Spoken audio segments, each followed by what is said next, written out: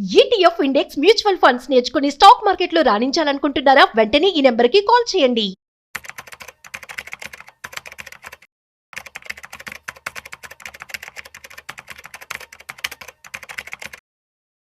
నమస్తే, welcome back to Suman TV. Present మనతో పాటు ఉన్నారు స్టాక్ మార్కెట్ అనలిస్ట్ సుందరామరెడ్డి గారు. నమస్తే సార్. నమస్తే.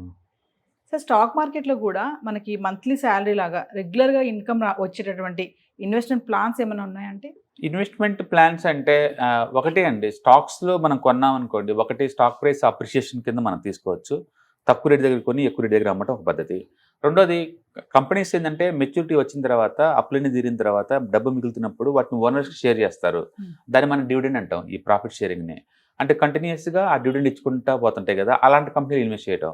ఫర్ ఎగ్జాంపుల్, ఇప్పుడు నాకు ఎవ్రీ మంత్లా కావాలనుకోండి, ఎవ్రీ మంత్ ఏ కంపెనీలు అయితే డివిడెండ్ ఇస్తాయో అలాంటి వాటిని ఒక 12-13 స్టాక్స్ ఒక పోర్ట్ఫోలియో క్రియేట్ చేసుకొని, అంటే ఎవ్రీ మంత్ మనం తీసుకోవచ్చు ఆ కంపెనీ దగ్గర నుంచి. ఇప్పుడు జనవరిలో టీసీఎస్, ఫిబ్రవరిలో ఇంకో కంపెనీ, ఇలా ఒక్కొక్క మంత్లో ఒక కంపెనీ ఇస్తూ ఉంటుంది అనమాట. మనం అలా ఇచ్చే కంపెనీ ఐడెంటిఫై చేసేసి అటన్నిటిని ఒక ప్యాక్ లాగా తీసుకోవడం ద్వారా every month monthly income create చేసుకోవచ్చు. ఇదొక పద్ధతి. కాబట్టి మీకు ఏ టైప్ ఇన్కమ్ కావాలని దాన్ని బట్టి తీసుకోవచ్చు. నాకు ఇలా కాదు, ఒక కన్సిస్టెన్సీగా 1వ తారీఖు శాలరీలా కావాలి అంటే ఈవెన్ డివిడెండ్ ఇన్కమ్ కూడా గ్యారంటీ ఏం కాదు, 1వ తారీఖులాగా వేయడం కాదు. మ్యూచువల్ ఫండ్స్లో ఎస్డబ్ల్యూపీ అని ఒక ఆప్షన్ ఉంటుంది, సిస్టమాటిక్ విత్డ్రాల్ ప్లాన్ అని ఒక ఆప్షన్ అనమాట. మీ దగ్గర అమౌంట్ బల్క్లో కనుక్కుంటే, లైక్ ఒక 20 lakh, 40 lakh, 1 crore ఇలా ఉందనుకోండి, ఫస్ట్ మీరు ఏంటంటే మల్టీ అసెట్ అలొకేషన్ ఫండ్స్లో పెడతారు.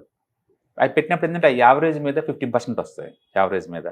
అందులో పెట్టేసుకొని 1 year వెయిట్ చేస్తారు. ఎందుకు 1 year వెయిట్ చేయాలంటే, 1 year లోపు మీరు అమ్మితే short term capital gain tax 20% పడుద్ది. ఓకే, 20% ట్యాక్స్ కట్టాలి అన్నెసరిగా. అందుకని 1 year దాటిన తర్వాత అనుకోండి, ట్యాక్స్ కట్టే పని ఉండదు, 12.5% ట్యాక్స్ ఉంటుంది. ప్లస్ ఫస్ట్ వచ్చే 1,20,000 మీద ట్యాక్స్లు ఉండవు. కాబట్టి మీరు 1 year వెయిట్ చేయండి. సపోజ్ మీ దగ్గర 50 లక్షలు ఉన్నాయి అనుకుందాం, ఈ 50 లక్షలని మల్టీ అసెట్ అలొకేషన్ ఫండ్స్లో పెట్టాలి. పెట్టేసుకొని ఎవ్రీ మంత్ ఒక బ్యాంక్ వడ్డీలాగా ఒక 7% తీసుకోవాలి ఎవ్రీ ఇయర్. ఓకే, సపోజ్ ఇప్పుడు మనం 50 లక్షలు పెట్టామన్నాం కదా, మీరు రఫ్గా ఒక 30,000 ఎవ్రీ మంత్ విత్డ్రాల్ పెట్టుకుంటా పోండి. ఇంకా every month rest of the life అంతా డబ్బు వస్తూనే ఉంటుంది యావరేజ్ మీద. అంటే 15%. ఎందుకు మల్టీ అసెట్ అలొకేషన్ ఫండ్, ఎందుకు ఈక్విటీ వద్దు అంటే, equity market too much up and down అవుతూ ఉంటుంది, గ్రోత్ పెద్దగా ఉండకపోవచ్చు ఒక్కోసారి. ఓకే, సపోజ్ ఒక్కోసారి 2 years కంటిన్యూస్గా మార్కెట్ పడుతుంది అనుకోండి, మామూలుగానే వాల్యుయేషన్ పడిపోతుంటాయి, ప్లస్ మనం విత్డ్రాల్ చేయడం వల్ల ఇంకా వాల్యుయేషన్ తగ్గిపోద్ది అనమాట. అదే మల్టీ అసెట్ అలొకేషన్ అనుకోండి, ఈ సంవత్సరం ఈక్విటీ బాగాలేకపోయినా గోల్డ్ సిల్వర్ బాగుంది కదా, ఎంతకంత మూవ్ అవుద్ది అనమాట. అట్లా బ్యాలెన్స్ అప్రోచ్ ఉంటుంది అనమాట. అందుకని మీరు ఎవరైనా 1వ తారీఖు శాలరీ లాగా గ్యారంటీడ్ అమౌంట్ నీకు కావాలి అనుకుంటే, ఒక బల్క్ అమౌంట్లో మ్యూచువల్ ఫండ్స్లో పెట్టండి అండ్ 1 year వెయిట్ చేయండి. నెక్స్ట్ ఇయర్ నుంచి 1st తారీఖు కల్లా మీరు శాలరీ లాగా విత్డ్రాల్ పెట్టుకోండి. ఎంత పెట్టుకుంటే బాగుంటుంది అంటే, లైక్ బ్యాంక్ వడ్డీ లాగా 6%, 7% విత్డ్రాల్ పెట్టుకుంటే సరిపోతుంది. అందుకని నీకు మంత్లీ ఒక 60,000 కావాలనుకోండి, ₹1,00,00,000 పెట్టండి. పెట్టేసుకొని మంత్లీ 60,000 ఏ తారీఖు కావాలంటే ఆ తారీఖు శాలరీ లాగా రెస్ట్ ఆఫ్ ది లైఫ్ పడుతూనే ఉంటాయి. మీకు ఎస్డబ్ల్యూపీ క్యాలిక్యులేటర్లు దొరుకుతాయి, గూగుల్లో టైప్ చేసుకుంటే దాంట్లో పెట్టి మనం చూసుకోవచ్చు. 2 హిస్టారికల్ డేటా మనం చెక్ చేసుకోవచ్చు. లాస్ట్ 20 years బ్యాక్ నేను పెట్టుంటే నాకు ఎంత వచ్చి ఉండొచ్చు, రియల్ టైం డేటాని చెక్ చేస్తాయి. దాన్ని బట్టి మనం కన్ఫర్మ్ చేసుకోవచ్చు. నన్ను అడిగితే ప్రతి ఒక్కళ్ళు కూడా యూత్లో ఉన్నప్పుడు మనీ పోగు చేసి రిటైర్మెంట్ కల్లా, లేదా వర్క్ ఆపేద్దాం అనుకున్నప్పటికల్లా కొంత బల్క్ అమౌంట్లో ఈ మల్టీ అసెట్ అలొకేషన్ ఫండ్స్లో కానీ లేదా హైబ్రిడ్లో కానీ పెట్టేసి 1 year వెయిట్ చేసుకొని విత్డ్రాల్ చేసుకోవడం బెటర్. మీరు ప్రతి వీడియోలో ఒకటి చెప్తున్నారు సార్, మల్టీ అసెట్ అలొకేషన్ చేయాలి, ఒకే దాంట్లో పెట్టకూడదు, డిఫర్ చేయాలని చెప్తున్నారు. ఎందుకు అంటే, ఫస్ట్ ఆఫ్ అసెట్ డైవర్సిఫికేషన్ వల్ల ఉపయోగం ఏంటంటే, ఈక్విటీ మార్కెట్ ఎప్పుడు కూడా వన్ వేలో పోదు. అది ఎకానమీ బోల్డ్ అయిన కండిషన్ మీద వర్క్ చేస్తూ ఉంటుంది, too much up and down అవుతూ ఉంటుంది. రిటైర్మెంట్ అప్పుడు ఒక స్టాక్ మార్కెట్ 30% పెడితే ఎంత పెయిన్ ఉంటుంది ఊహించు. అది ఒకే అసెట్లో పెట్టడం వల్ల వచ్చిన సైడ్ ఎఫెక్ట్స్ అవి. అదే డిఫరెంట్ అసెట్లో పెట్టామనుకోండి, ఇంత పెయిన్ మీకు ఉండదు అనమాట. అందుకని అసెట్ డైవర్సిఫికేషన్ చేయాలి. రెండోది, ఒకే ఫండ్లో పెట్టే బదులు 2-3 ఫండ్లో పెట్టారనుకోండి, రిస్క్ కూడా డైవర్సిఫై అవుతుంది. అందుకని బెస్ట్ ఏంటంటే 1 or 2 funds అండ్ 2-3 అసెట్ క్లాసులు డైవర్సిఫికేషన్ చేయడం వల్ల రిస్క్ తగ్గిపోద్ది ఆటోమేటిక్గా. అంటే మనకి సేఫ్టీ దొరికింది అనమాట. అది బెస్ట్. ఇంట్లో వాళ్ళు ఎంత మెంబర్స్ ఉంటే అన్ని అకౌంట్లు ఓపెన్ చేయడం ఇంకా బెటర్. ఎందుకంటే ఇన్కమ్ ట్యాక్స్ రూల్స్ ప్రకారం ఏంటంటే, ఒక పాన్ కార్డుకి 1.25 lakh ట్యాక్స్ ఎగ్జంప్షన్.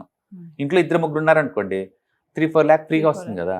దాన్ని అవసరం ఉన్నా లేకపోయినా దాన్ని విత్డ్రా చేసామనుకోండి, అవసరం లేదంటే మళ్ళీ లోడ్ చేసుకోవచ్చు అనమాట మార్కెట్లోకి. అట్లా చేయడం ద్వారా ట్యాక్స్ కూడా ఆప్టిమైజేషన్ అవుతుంది. అట్లా మనం ప్లాన్ చేసుకోవచ్చు. నన్ను అడిగితే ప్రతి ఇంట్లో ప్రతి మనిషి ఎస్డబ్ల్యూపీ కోసం ఎంతకంత డబ్బులు అట్టి పెట్టుకోవాలా మ్యూచువల్ ఫండ్స్లోకి. రిస్క్ వద్దు అనుకుంటే మల్టీ అసెట్ అలొకేషన్, రిస్క్ తీసుకుంటా అంటే ఇండివిజువల్ వెళ్ళండి. It's depend upon the financial goals అనమాట. అండ్ మేనేజ్ చేయండి.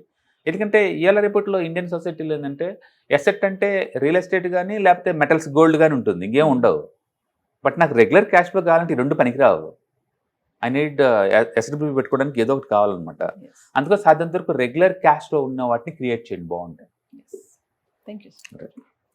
హాయ్, మీరు స్టాక్ మార్కెట్కి కొత్త లేదా మీరు మార్కెట్లో ఉన్నా సరే మనీ మేక్ చేయడం టఫ్గా ఉందా? అంటే స్టాక్ మార్కెట్లో ఎన్ని సంవత్సరాలు ఉన్నా సరే ఇంకా బ్రేకింగ్ ఏం రావట్లేదా? లేదా మీరు పెద్ద మొత్తంలో స్టాక్ మార్కెట్లో మెయింటైన్ చేయాలనుకున్నారా? మీ పొజిషన్ ఏదైనా అయి ఉండొచ్చు. స్టాక్ మార్కెట్లో కనుక లాంగ్ టర్మ్లో మనీ మేక్ చేసుకోవాలనుకుంటే షార్టెస్ట్ పాసిబుల్ వే అంటే ETFs, index funds, mutual funds ద్వారా లిటిల్ బిట్ ఈజీగా ఉంటుందన్నమాట. కాబట్టి మీకు ఎవరికైనా ఇంట్రెస్ట్ ఉందంటే ETFs, index funds and mutual funds నేర్చుకోవడానికి ఇది బెస్ట్ పాసిబుల్ వే ఏంటంటే ETFs, index funds and mutual fund course. ఇది ఎవ్రీ మంత్ వీకెండ్స్ లో సాటర్డే, సండే, మండే ఇలా 3 రోజుల్లో daily 2 hours totally 6 hours programme ద్వారా నేర్పడుతుంది. ఇంట్రెస్ట్ ఉన్న పార్టిసిపెంట్స్ కింద స్క్రోల్ అవుతున్న నెంబర్స్ ని కాల్ చేయడం ద్వారా లేదా రిజిస్టర్ చేసుకోవడం ద్వారా మీ సీట్ ని బుక్ చేసుకోవచ్చు.